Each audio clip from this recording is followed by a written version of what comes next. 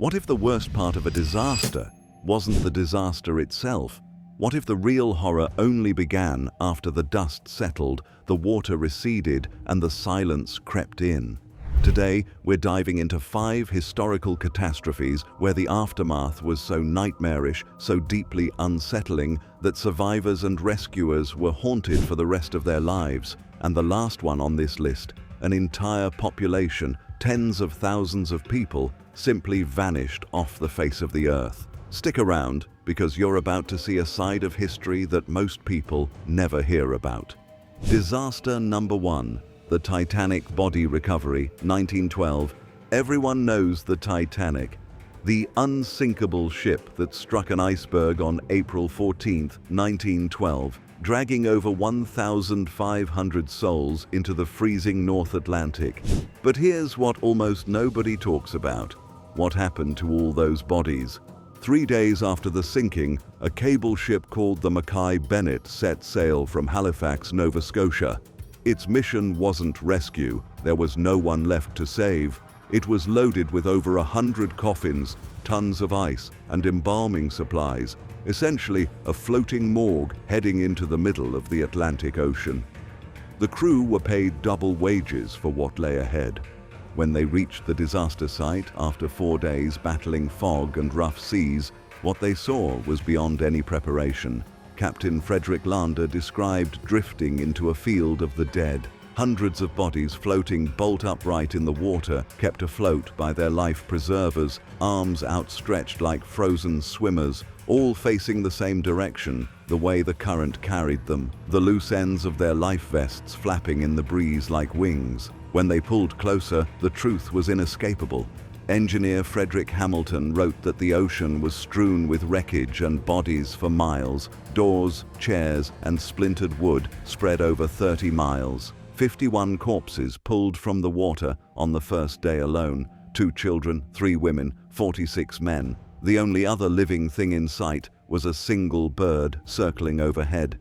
But the ship could only carry so many, so a brutal hierarchy was enforced. First-class passengers were embalmed and placed in coffins. Second class were wrapped in canvas. Third-class passengers and crew weighted down and buried at sea, 116 of them. 60 were never even identified. Your class in life determined what happened to your body in death. When the ship returned to Halifax, the Mayflower curling rink was converted into a temporary morgue. Families arrived from around the world to identify loved ones. Only 59 bodies were ever claimed. 150 remain buried in Halifax to this day. 42 graves still carry only a number and a date, April 15, 1912. And one story might just break you. Among the recovered was a 19-month-old baby boy. The crew couldn't bear to bury him at sea. They pooled their own money for his burial and marked his grave with a copper plaque that read, "Our Babe." The entire crew attended the funeral. It took 95 years, until 2007, for DNA testing to reveal his name, Sidney Leslie Goodwin, a third-class passenger forgotten by history, but never by the men who pulled him from the water. Now, if floating in the open ocean sounds horrifying, imagine bodies falling from the sky, because that's exactly what happened next. Disaster number 2, Lockerbie/Pan Am Flight 103, 1988, December 21, 1988, 4 days before Christmas. Pan Am Flight 103 was cruising at 31,000 feet over Scotland, carrying 259 people from London to New York. 35 were Syracuse University students heading home after a semester studying abroad. At 7:03 p.m., a bomb hidden in a suitcase in the cargo hold detonated. The Boeing 747 didn't crash. It disintegrated at altitude. Wreckage and every person on board rained down onto the small Scottish town of Lockerbie. The wing section, carrying over 200,000 pounds of jet fuel, slammed into Sherwood Crescent and detonated with enough force to register a 1.6 on the Richter scale. A 150-foot crater replaced what used to be someone's neighborhood. 21 homes destroyed in an instant. The nightmare for Lockerbie's residents was only beginning. bodies and debris scattered across 845 square miles. Volunteer search worker David Parr spent that night marking dozens of bodies found across the town's golf course. His voice still breaks when he talks about it. At Tundergarth Farm, the plane's nose cone crashed in a field, and with it, almost 100 bodies. Many were still strapped to their seats, completely intact, as if they were merely sleeping. A flight attendant was found alive by a farmer's wife, but tragically died before help could arrive.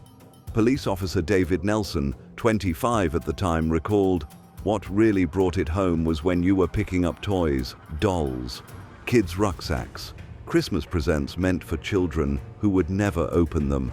Over 1,000 officers were brought in to process the largest crime scene in British history. 270 people died, 259 on the plane, 11 Lockerbie residents, and the people of that town didn't just mourn, they gathered victims' scattered clothing. This remained the deadliest attack on American civilians until September 11th.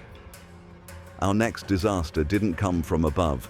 It came from deep within the earth and struck on the one night everyone should have been safe at home.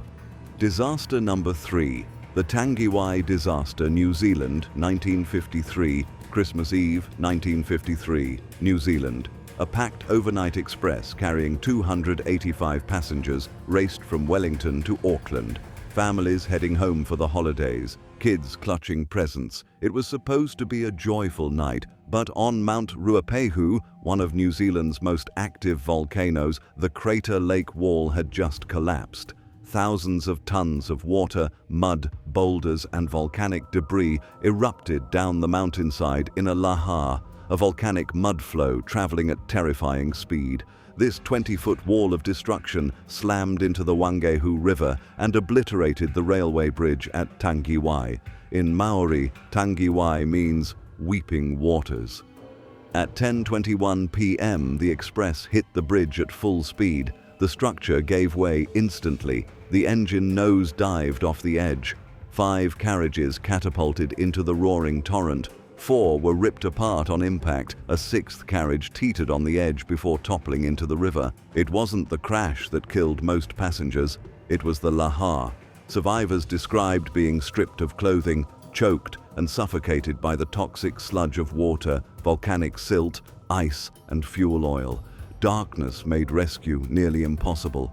Soldiers from nearby Waiouru military camp worked through the night alongside farmers and railway workers, battling the sulfuric torrent. Bodies were found scattered 15 miles downstream over the following days. 20 were never recovered. Officials believe they were swept over 75 miles out to sea. Entire families perished together. Queen Elizabeth, in New Zealand at the time, ended her Christmas broadcast with a message of sympathy. Prince Philip attended the state funeral. To this day, every Christmas Eve, a wreath is thrown from a passing train into the river at Tangiwai, a tradition that has never stopped. Now imagine a building you're shopping in, a building with visible cracks in the ceiling, just pancakes beneath your feet, and the people in charge knew it was coming and walked out. Disaster number 4, Sampoong department store collapse, South Korea, 1995. June 29, 1995, Seoul. The Sampoong department store, a 5-story luxury mall in wealthy Gangnam, was packed with 1,500 shoppers. Nobody inside knew they were standing in a death trap 2 years in the making. The building was originally designed as a 4-story office block, but owner Lee Jun converted it into a department store, removing support columns for escalators. When his contractors warned the changes were dangerous, he fired them. He added a 5th floor with a heavy heated concrete system, then placed 3 industrial AC units on the roof, each weighing over 33,000 pounds. When those units were later dragged across the roof because of noise complaints from neighbors, they cracked the concrete below. For 2 years, every time the air conditioning kicked on, vibrations widened those cracks further. On June 29th, the 5th floor ceiling was visibly sagging. Engineers confirmed imminent collapse risk. The board of directors recommended full evacuation. Lee Jun violently refused. He didn't want to lose the day's revenue. But here's the sickest part. He and every executive quietly left the building before it fell.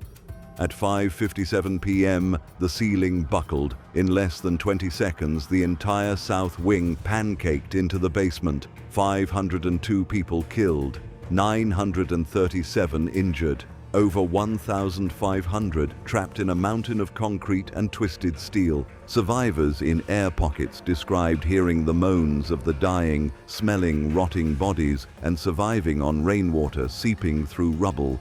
One man survived 9.5 days, squatting in a 4-foot wide space with nothing to eat. A woman beside him died. Her last words, she would go first. The most miraculous story belonged to Park Sung-hyun, a 19-year-old clerk, pulled out alive 17 days later, barely scratched. Her first words, "I'm thirsty. What's today's date?" When told, she whispered, "Too many days have passed." Years later, she said she never wanted to be known as the Sampung survivor again.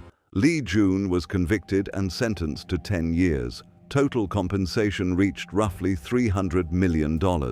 Today, a luxury apartment complex sits on the site. Most residents have no idea what happened beneath their feet. If 500 deaths sounds devastating, our final disaster makes every other entry on this list look small. Because when the mountains came down in Venezuela, entire towns simply ceased to exist. Disaster number 5, the Vargas mudslides, Venezuela, 1999. December 1999. Venezuela. Relentless rain pounded the coast for days, but nobody worried. Christmas was coming. In just 52 hours, over 35 inches of rain, nearly a full year's worth, hammered Vargas State, a narrow coastal strip between towering mountains and the Caribbean Sea.